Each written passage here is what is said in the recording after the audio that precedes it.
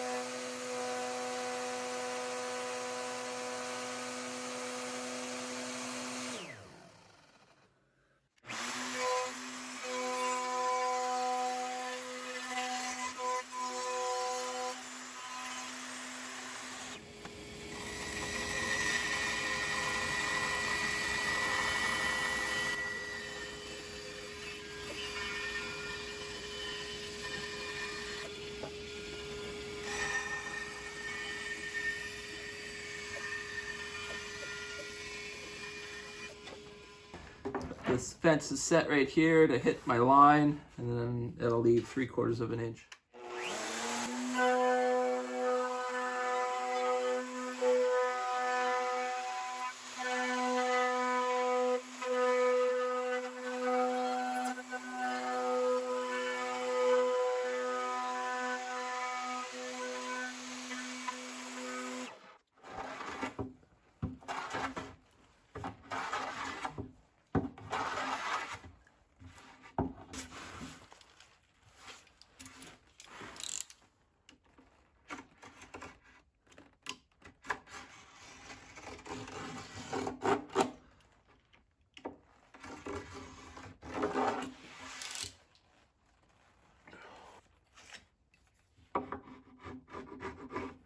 So we're just a hair heavy right now, so I'm just gonna plane it down to.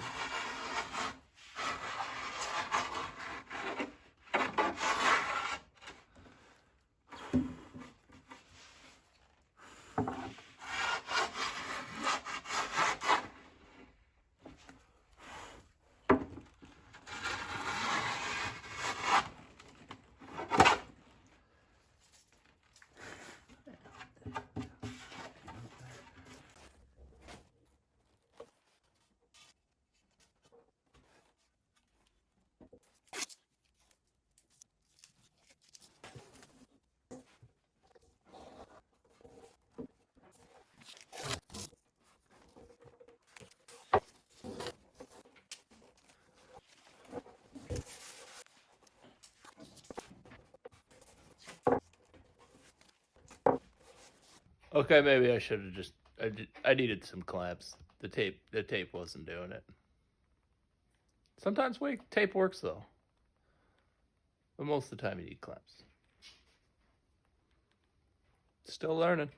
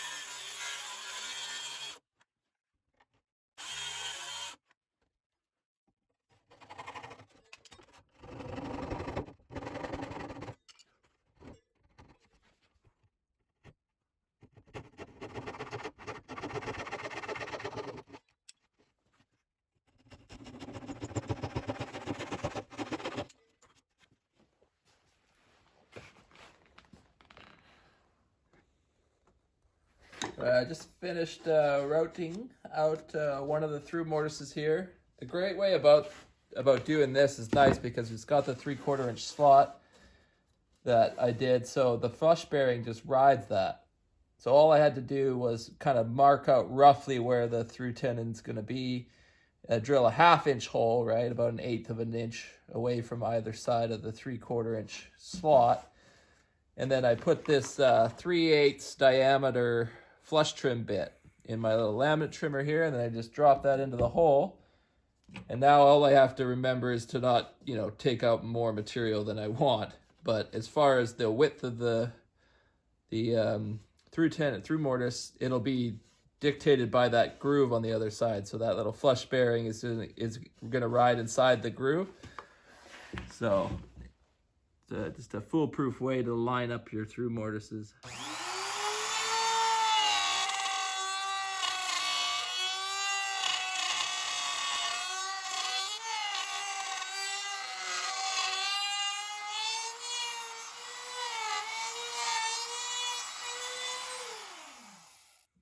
So I just need to square up my corners with the chisel, and then I'm just going to taper them slightly for the wedge tenons to kind of lock them in there. Maybe just about a 1/16 of an inch taper on either end. And then we can start dry fitting this shelf together.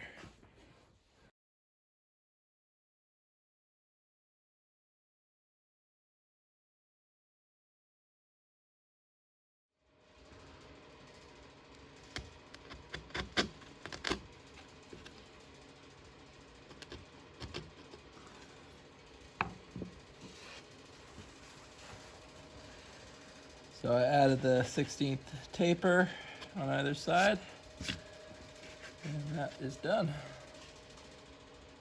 So I've never really done it this way before. Well, I don't know if I've ever even done notches like this before, but I've got some runners that are going to kind of run across and then attach. I'm actually going to use screws, guys.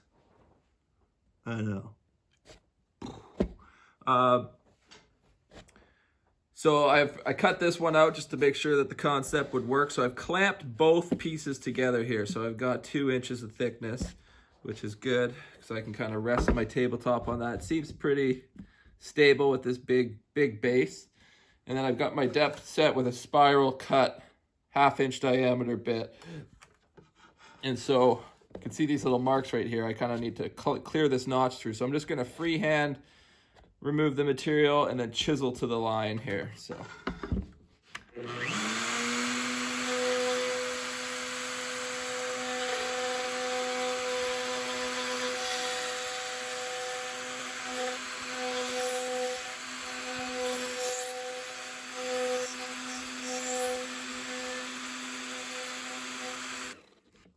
that worked out pretty well, actually.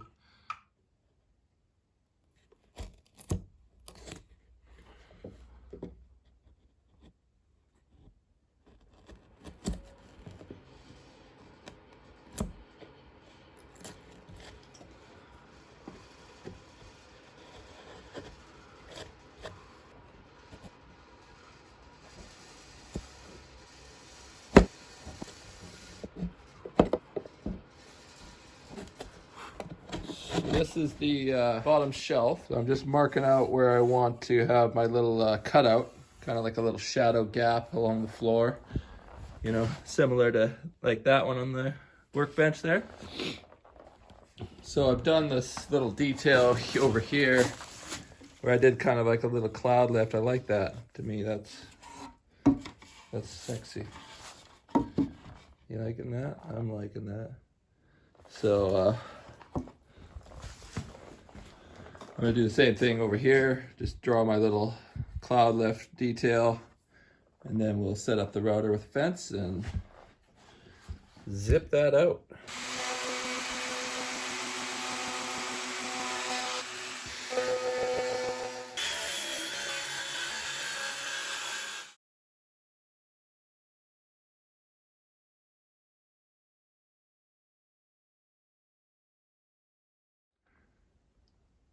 All right, so the dry fit's going well. Got my tenons coming through there. I've marked my center point here for the divider that's going to come in the middle of the cabinets, and then this side will be the door with the 2 battery banks, and then in here I'm going to have like 2 drawers, right? Drawer with a a little spacer in between. So while I've got this dry fit, I'm just gonna mark right here, so I know where to put my my dado. So I gotta run a little 1/2 inch dado, about, I don't know, 3/8 of an inch deep or 1/2 inch deep maybe, along here, so that my back panel can slide in. And then I've got to fit these little, I don't know what you would call them, top rails on. They're going to stick out a little bit and have a little detail on them to support the overhanging bench. But yeah, we're getting close. Getting close. Still got to glue up my back panel. I'm not sure if I should go with like vertical slats or just like a horizontal panel that I've glued up. So these are the wedges that I'm going to use to wedge the through tenons. So I'm using some 3/4 inch Purple Heart that I had in the shop here, which I try to save these nice exotic woods for like accents, like wedges and that sort of stuff. And then I just got my little wedge block here, which is literally just a chunk of 2x4 with a little wedge shape cut out of it. So I cut a small block, like just a little bit longer or an inch or so longer than I need.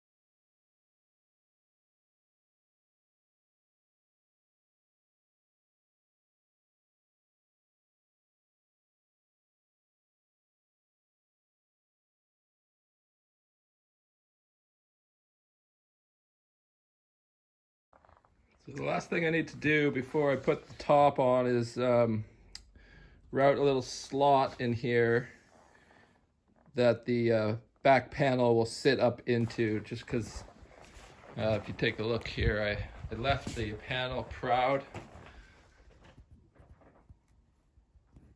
All right, this back panel, because I just didn't want to like see the cut line there, like on top. I don't know. Just gives it a cleaner look. So it's just kind of like a cabinet door panel. So that's a 1/4 inch high, and so I'm just making a 3/8 slot in the, starting there and then just running along, and so that'll help me align my top. And so in order to do that with these bump outs right here, my fence was going to hit. So I used a wider fence that sits back here so I can slide it that way and get right to the end of my channel, and then I'll have to move the fence over to the back side here and then come back this way to be able to get right up close here without the fence, pulling the router out of alignment.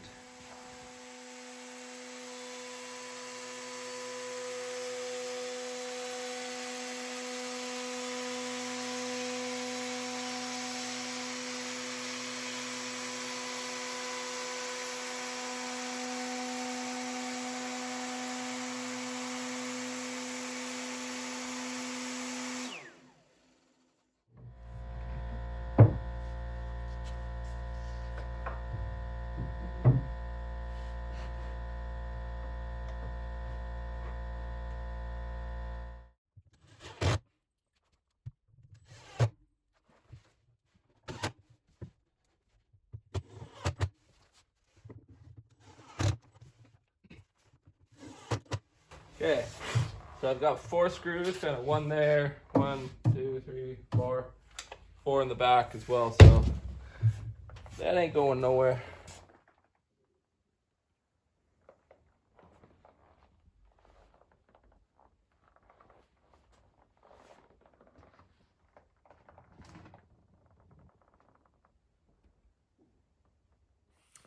you know what? I planed up some boards and I was like, yeah, let's make some drawers. And then I was just not really feeling it. Didn't really want to make a finger joint jig. And then I realized I don't have to. I could just make 2 cabinet doors on either side. It would actually look a little more symmetrical, which is what some people are into. And right now, it's what I'm into because I just want to get this project done. So I'm just making 2 doors here. And then I'm going to get some cabinet hinges and put them in and make a nice little handle. And it's going to be beautiful and done. And maybe the drawers would be a little bit more practical. You got to like bend down to like look in the cabinet and get stuff out of there. But I'm okay with that. All right? I'm giving myself permission to change the plan, to take the easy road. It's okay to take the easy road from time to time, especially with woodworking projects. Am I going to start Craig jigging pocket hole screws all over the place? God, no. I'm not sacrificing my integrity. I'm just taking an easier path on this project, okay? So I'd appreciate it if you didn't judge me because I'm still judging you. So now that I'm looking at this door panel here, sorry, focus. That is a less than ideal glue joint. I'm just gonna say it. Save you the trouble. I dry fitted it, and it, you know, sometimes you put the glue, like it's tight-ish. It's not like there's gaps per se, but I like it when my glue joints kind of disappear, and that's just saying, hey, check me out, I'm a glue joint right in the middle. Which is kind of, yeah. So instead of ripping these down to the width I need for the doors, I've got extra here. I need 12 3/4-ish or something like that. I'm just gonna split this apart and re-glue that, because that, just can't have that front and center, you know? So here are the door panels cut and just kind of set in place there. I've just made a few little scribbles for where I'm gonna put the poles, and then I just gotta lay out and drill the hinges on the inside on either end there. But I just wanted to make sure I had my wood grain matched through there so you can see how the grain is continuous, right? You don't want to flip those around, or else that would look weird. Yeah, I've got my little start-stop marks, so fence is set.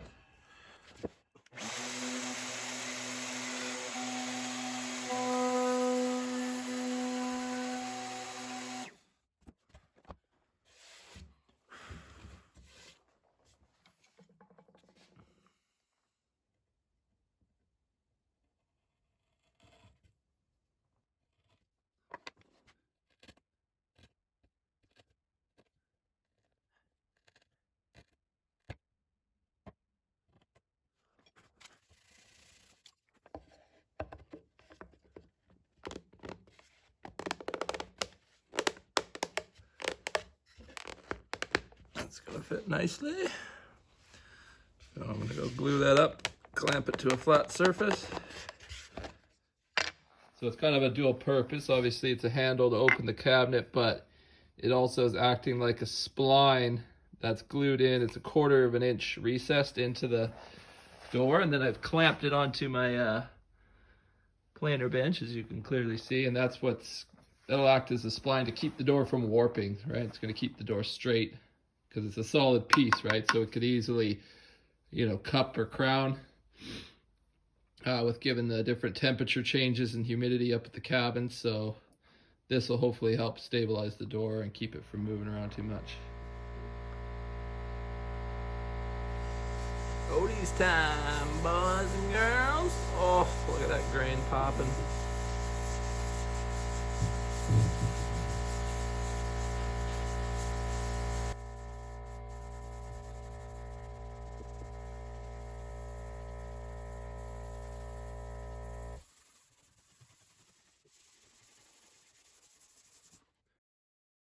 I personally have been using Odie's products for well over 2 years, and they're my go-to finish for every project now because they make a product for pretty much every application. If you want to get your hands on some Odie's products, be sure to click the link in the description box below.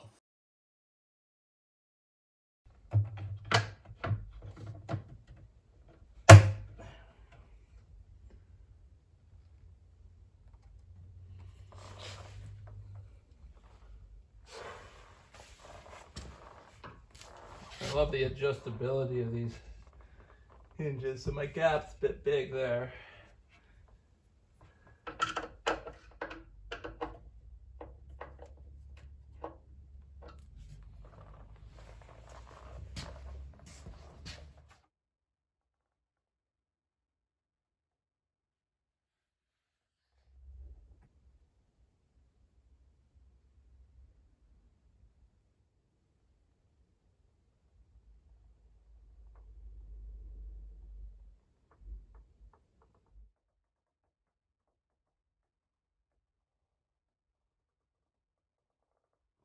All right, well, that wraps up this build video, guys. Thank you so much for watching. I'd love to hear what you think of the design. Not bad for winging it. I pretty much just, yeah, I made it up as I went along, and it turned out just as I imagined it. So I'd love to hear what you think in the comments down below, guys. If you want to pick up some Odie's oil, we got a link down in the description box below, you guys. It's the only finish I use. I've tried them all. So if you want to check out their products, be sure to click the link in the description box below, guys, and we'll see you in the next video. Samurai out.